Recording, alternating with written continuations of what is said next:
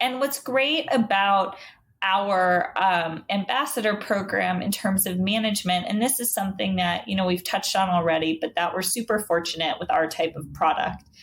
People post their creations online. And so you're not going to post an energy bar that you buy for the most part, because that's like weird, right?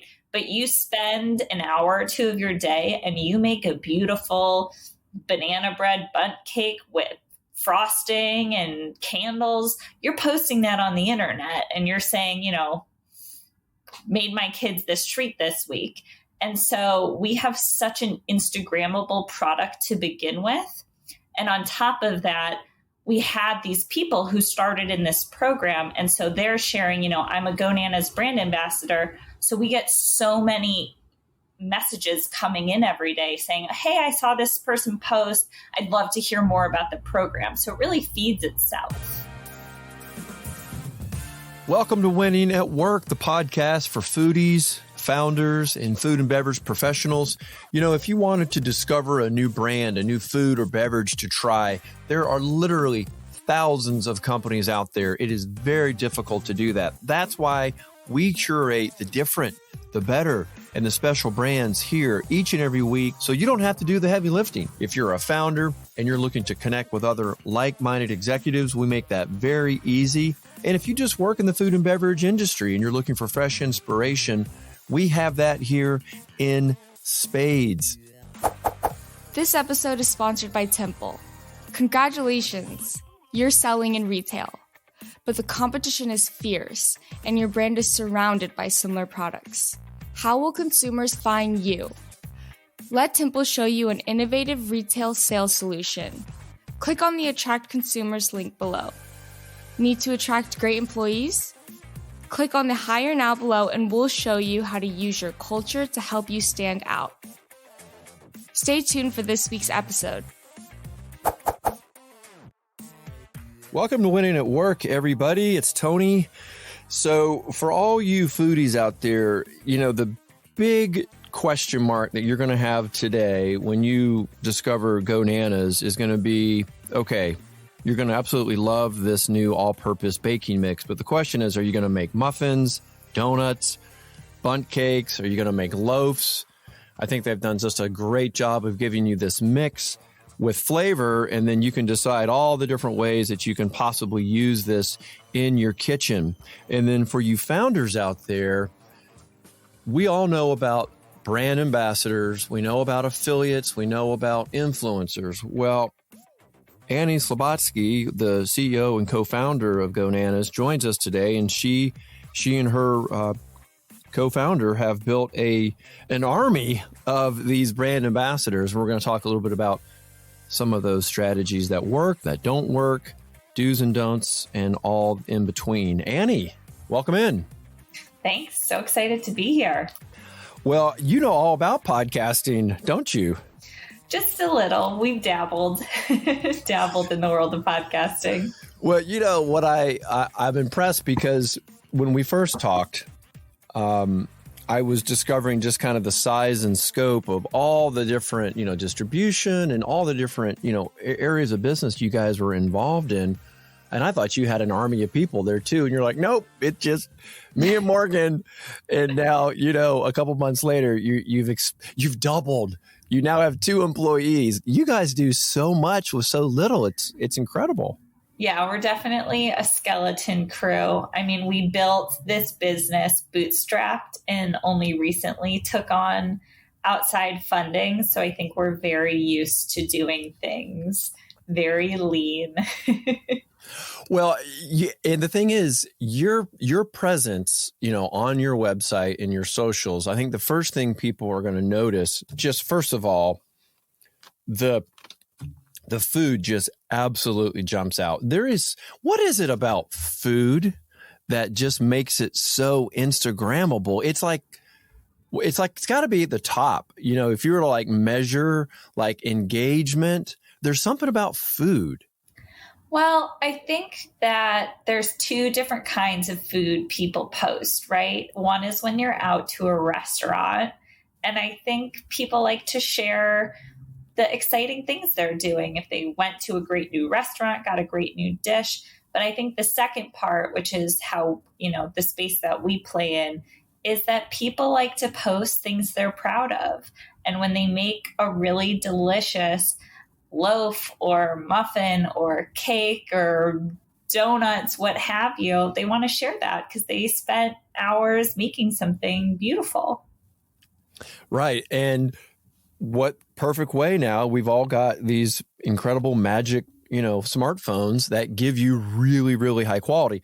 What I thought was interesting too is that, your background from University of Michigan, you also have a background in photography. A little. I don't think that played. I mean, No? Listen, I do the photography for our packages. I think people would be really surprised to know that the muffins that you see on the front of our mixes were taken by me on my iPhone. We do not pay for a professional photographer. I personally don't think you can tell the difference between that and like an expensive camera at this point. The technology is so advanced. So it helps in the packaging costs for sure. But on the social side, we really utilize a lot of our content in what people are posting. Like our community is what is most heavily featured on our Instagram. So it's a lot of sharing recipes that other people are making. So I'm going back now. I'm going to take you back a little bit. You're a freshman at the University of Michigan. You meet Morgan. Most, freshmen are just trying to figure out where is everything on campus. And meanwhile, you guys take on this, a totally another class on top of everything else, right? And you spend 3 years in recipe creation? So I can take you back to where it started, which is I personally have always loved to bake. In high school, I was the girl that would bring cupcakes or cakes for just about anybody's birthday. And, people would share them in the cafeteria. And when we got to college, there wasn't that communal space necessarily to bring a cake for people to enjoy. So what I would do is I'd make holiday themed gift bags. So like Valentine's Day, I'd do chocolate covered strawberries or red velvet cupcakes. And I'd always have a slice of banana bread in them because that was my favorite thing to make. And my neighbor, who quickly became my best friend and co-founder, also had a familial tie to banana bread, also loved to bake. And I invited her to come to my parents' home, which was 45 minutes away from campus. They're from residential Detroit. And we were going to go home to my parents' house and bake for the day. And in the car ride, we were discussing our shared love for banana bread and decided that it would be fun to sell some as a side hustle because we felt like there were no good options for healthy and tasty desserts on campus. And we were super passionate about it. And we thought, what a fun thing to do. Little did we know what it was. Banana bread. Right. Who doesn't love banana bread? By the way, we absolutely crushed the samples that you sent us. I'm glad to hear it. Because I love to cook. My wife loves to bake. And of course, it couldn't be more simple. I mean, and like you say, you can understand everything on the package. There wasn't any, weird ingredient. And I think what's also nice is that, you're really stressing no preservatives, no nuts, no gluten, no dairy, no eggs, and no stress and minimal mess. But the nice thing about the way you lay this out is that you give people the options to start with your base and then you can expand it out. You can add other things in that you want. You can sub things in and out. And for your sugar, you went with a maple syrup, which I thought was really clever. I really like that.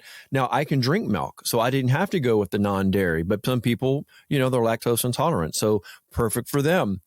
Didn't matter to me. I just threw in some whole milk, so I maybe, drove the calories up a little bit more, but we went on like a little mini vacation. We have some friends that bought a mountain house up in North Carolina, and I saved one of these bags on purpose to take, and we made them there, and they crushed them. So clearly, you're on to something here. People love banana bread and all the different things you can do with it. So what a fun thing to be doing as a freshman, Did you ever realize it would go, suddenly now you're in Whole Foods and you're in Target? No, I mean, I always wanted it to be my full-time job. Like that was the dream. But I don't know that we ever thought we'd get this big this quickly. I mean, initially, we were baking out of our dorm room and just selling banana bread loaves to sororities and fraternities. And eventually we moved into, I use air quotes, a professional kitchen. It was really like a church let us rent out their like commissary kitchen. And started selling loaves to, coffee shops and juice bars and cafes around campus. But it wasn't until after we graduated and COVID hit that we even started selling our mixes because food service had shut down. And so we couldn't sell. Right, exactly. We didn't want our ingredients to go to waste, and we didn't want to shut our business down for, a questionable period of time. So we put the dry ingredients we used to make our banana bread on the internet, literally in mason jars, and slapped a GoNanas sticker on there and put it, on social media. And for whatever reason, the internet, loved it. It started going viral. We caught the attention of the news. I think we went on like the Detroit news once or twice. It was so crazy. And we thought, this is a way better business. The product doesn't expire that quickly. Our baked breads expired within a week. Mixes don't expire for a year or 2 years. And it's way more scalable. It's easier to make. Like, this is way better. Do you have a favorite? I think you had a lemon poppy seed or something just came out, like a new one. So we do limited edition flavors every month, either one or two different flavors. We drop them online, similar to almost like a fashion brand, how we do like limited edition drops on our website. This question is so hard, and I really should have a better answer at this point, because anytime I talk to anybody, they ask me this question. Like, what's your favorite? Yeah. Right. It just changes depending on what the limited edition is, because, we have to eat this like every day, pretty much. We're constantly recipe testing, constantly innovating. I would say of the products you can find in retail, the fudge brownie banana bread mix is my favorite. I'm personally a chocolate lover. And what I love about that mix is it's banana bread in the sense that you add fresh bananas to the mix, but it literally tastes like a Betty Crocker fudge brownie. Like, it's not like a chocolate banana product. It tastes like a fudge brownie. It's amazing. And then of the limited edition ones, I would say the lemon poppy seed that's out right now is my favorite. It's so light and fruity and just so different from a lot of the flavors that we make, because we do a ton of indulgent flavors like cinnamon roll and snickerdoodle and double chocolate caramel. This one's just like, I feel like a bite of Italy. I tell you, you get into the non-indulgent, I find you eat more of it. Definitely. You mentioned you put it online, the internet loved it, it kind of went viral. And of course, with your own background in photography, you were taking a lot of your own photos and kind of starting off your own social pages. When did this idea even occur to you guys that you could actually have an outsourced sales team, essentially, with these ambassadors? When did that actually, when did the light go off? So our brand ambassador program is my business partner, Morgan's baby. She has been working on this since we were pretty much back at the University of Michigan.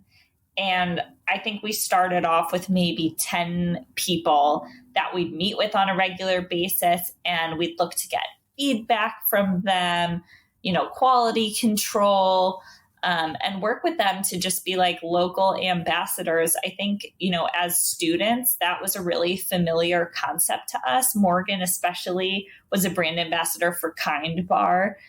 They had a ton of programs on campus. So I'm sure that had a little bit of influence as to the inception of this program.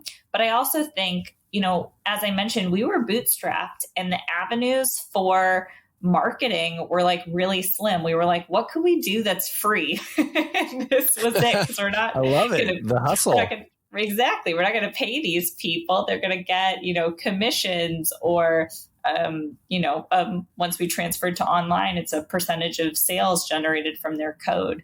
So this was really like our grassroots marketing. And as I said, it started with 10. I think we're up to 2,600 people at this point. That's incredible. Thank you. Seriously. Let's just think about it. 2,600 people are out there buying and loving your product, and they're taking, their creative license and making new things and posting them all over the internet for you. That's a lot of amplified influence. It definitely is. And what's great about our ambassador program in terms of management, and this is something that, we've touched on already, but that we're super fortunate with our type of product. People post their creations online. And so you're not going to post an energy bar that you buy for the most part, 'cause that's like weird, right? But you spend an hour or two of your day and you make a beautiful banana bread bundt cake with frosting and candles. You're posting that on the internet and you're saying, made my kids this treat this week. And so we have such an Instagrammable product to begin with. And on top of that, we had these people who started in this program. And so they're sharing, I'm a GoNanas brand ambassador. So we get so many messages coming in every day saying, hey, I saw this person post. I'd love to hear more about the program. So it really feeds itself.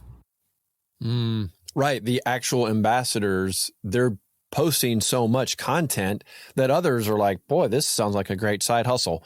And so I'm curious, are these like ambassadors or are they influencers? I know there's kind of that fine line. Like sometimes you see brand ambassadors, they go and do store demos. So do they do both?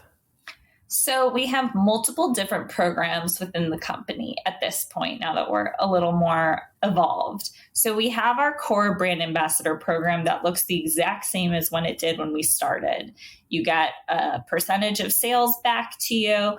And then we have lots of fun things that we do with them. So we've got events that we host, virtual and in person. We have social rewards for posting a certain amount of time, free product when they post. I'm making up the numbers, but let's say you post your 10th time, you get a free GoNanas merch outfit and some mixes. So there's the community building piece where our brand ambassadors can make friends within the program, join these events. And then there's the perk side of it, which is getting a percentage of sales, getting free product, merch, all that good stuff. So that's on the brand ambassador front. Then we have an influencer program, which is when we work with large creators, let's say more than 100,000 followers, and we are partnering with them for sponsored posts. We do very little of that because it's very expensive and it's really hard to see a return on a program like that for a company of our size that has very limited resources still to this day. So that's part of what we do. But the biggest paid influencer work we do is on our limited edition mixes that I mentioned. We do a lot of them co-branded with influencers. So our upcoming flavor that's dropping in a few weeks is an apple cider donut flavor, but that's in collaboration with an influencer who handles peanut butter jelly.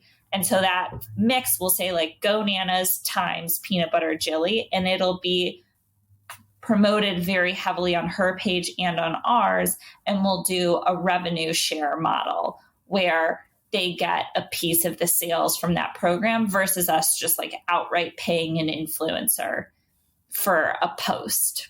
Right. So they have some skin in the game. The better it does, the more that they can see a lift. Yeah, and I've also seen you've done some interesting collaborations with other brands. I saw you had something out in, was it Portland or somewhere? I don't know if it was Portland Yep. or Oregon. I've not seen the ice cream shop because I do have family that live out there. So that was kind of interesting where you took one of your mixes and you went into R&D and you came out with some ice cream flavors. Yeah, that was an amazing collaboration. So we partnered with an ice cream company called Salt and Straw. I think they're like the most popular ice cream in the West Coast. They're unbelievable, and they're just a wonderful company with great mission and values. So we were featured on their berry series menu in July. They did 2 flavors with our mixes. And that's something that we try and do a lot of as well, is work with other companies to either do limited edition mixes on our website, right? So we'll work with another company and include their products in our mixes and make that co-branded, or have our mixes be present in somebody else's products. So the ice cream is a great example. We've also worked with a company called Cosmic Bliss, and we use our banana bread to make cones in their ice cream shop. So they'll use our base, and instead of baking it into a loaf of banana bread, they'll put it into a waffle cone press and make banana bread waffle cones. So we do lots of different... Oh my gosh, that sounds delicious. Yeah, they're amazing. Honestly, it's like the best waffle cone you'll have in your life. Because we are not just in retail and we have this online present, we have to constantly be innovating and bringing our product to life in different ways if we want to stay relevant. And that's like the most fun part of what we do, is all these different collaborations. It's like so fun. And all your limited edition, new flavors. I mean, you probably have, so many different ideas coming at you. I mean, your test kitchen must be a mess. I mean, just with so many different ideas coming in, and then hopefully the best one kind of wins out. But then you've got seasons, like we're coming into fall. You probably have some things ready for the fall season. Yeah. Yeah. That's, again, really how we started, right? All of this, it sounds so crazy now thinking about where we started, but I think the first thing we did was like very basic, maybe a pumpkin spice banana bread mix. And we saw a big sales spike, the week that we launched it. So we were like, oh, okay, we should do more limited edition flavors. And now it's obviously something we release them like every other week. But back then it was like for the whole season, we do one flavor. Well, beer companies do that too. It's like, if you like this, it's only out for a short period of time. I want to go back to the ambassadors for a minute, because I think there's companies out there that they want to leverage more of the, user generated content. There's so many questions I could ask, but since you've been running this for so long, maybe you could just kind of walk us through, what works, what doesn't work, maybe the evolution of your brand ambassador page. It's going to look so different for every single brand. There's not like a formula that you can use to have a successful brand ambassador program, because it's so specific to your company's product, mission, values, the founders. Like, it's really a personal thing creating your brand ambassador program. As silly as that may seem, it's like so true. And so I think if I had to give general advice, it's just that it's not something you can automate, right? It's not something that you can just like pay for a service and set up basic rewards and it'll just go. You need that personal touch, and you need to focus on community building, because people are joining to maybe get some extra cash or to get some rewards. But at the end of the day, they're also joining to be part of a community, maybe to make some connections because they feel passionate about your brand. And as a startup, being passionate about the brand also means being passionate about the founders and the whole story of the company. So it's those personal pieces of interacting with them, getting on events, working with people one-on-one, doing interviews with ambassadors to see what people are liking, what they're not liking, and constantly looking into things to see what's working and what's not, because also the internet changes so quickly. I mean, we went from Facebook to Instagram, now TikTok, X. Like, there's so many different ways people can even post about brands. So it's not something that's low maintenance, I would say, to sum up. It's a lot of work, and it's not just a basic formula. It's going to be a lot of customization.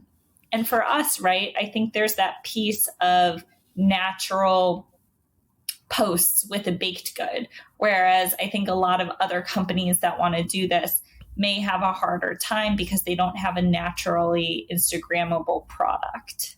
Can you give me some examples? You say you do some live events. What do those look like? And are you traveling the country to do that?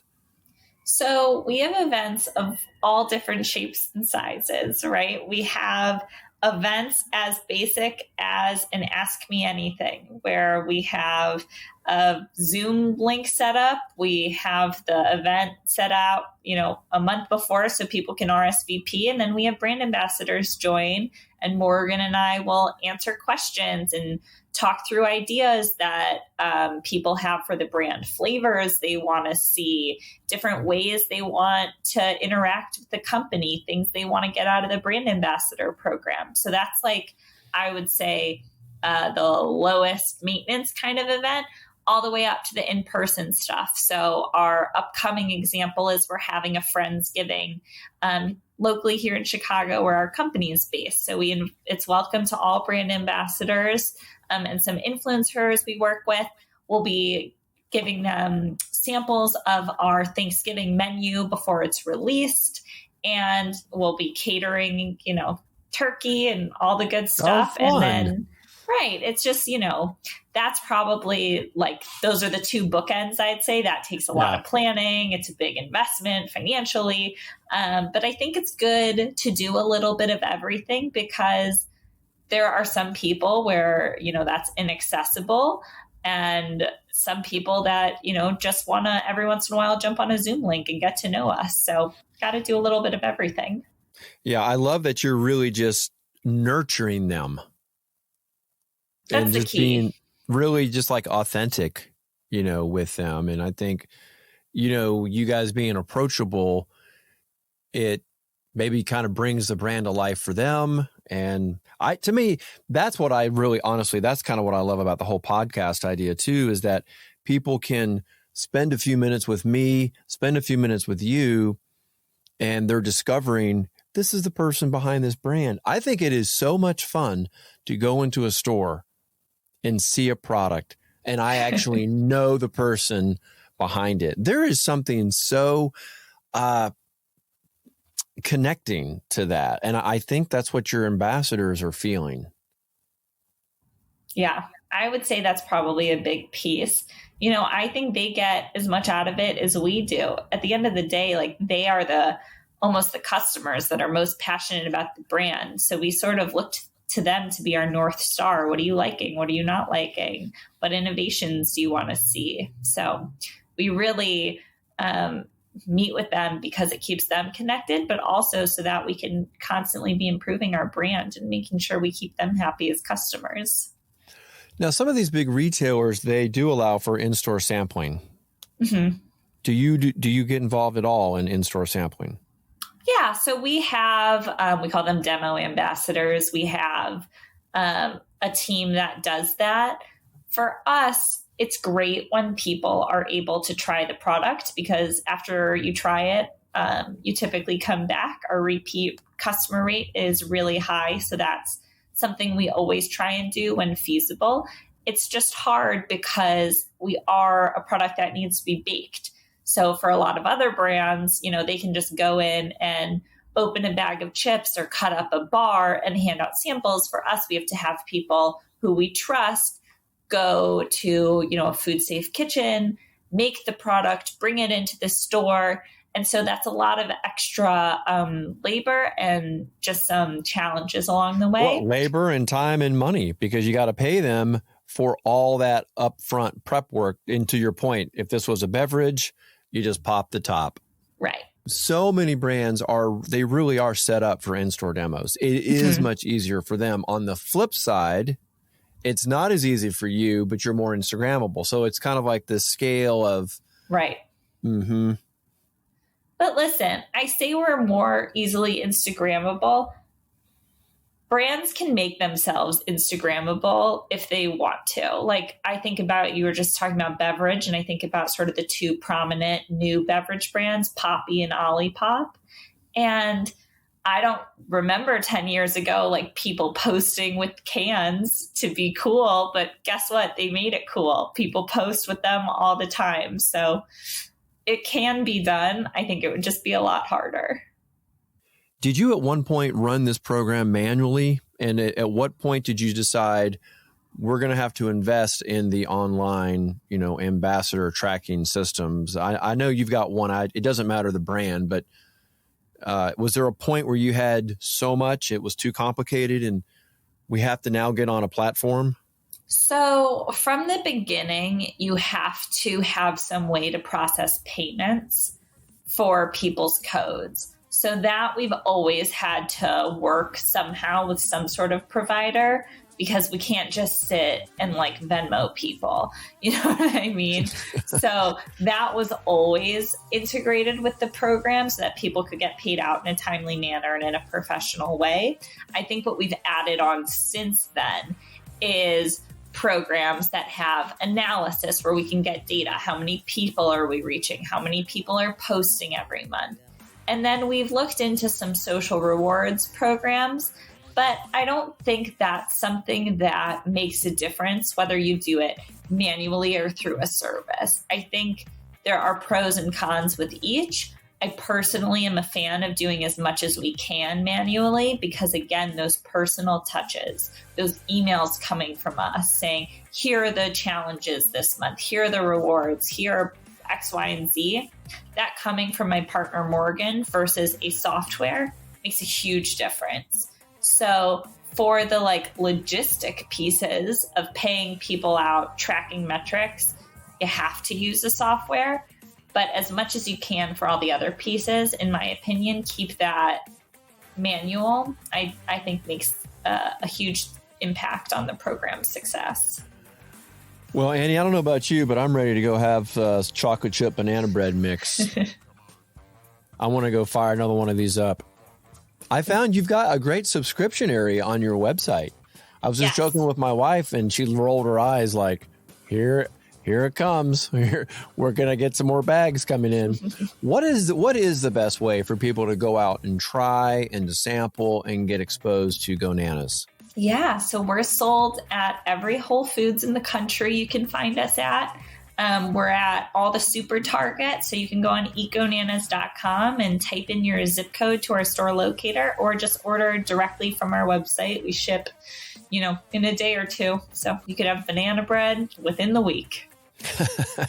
And we're in that fall season. Perfect time. Yes, we are. Perfect time to do it.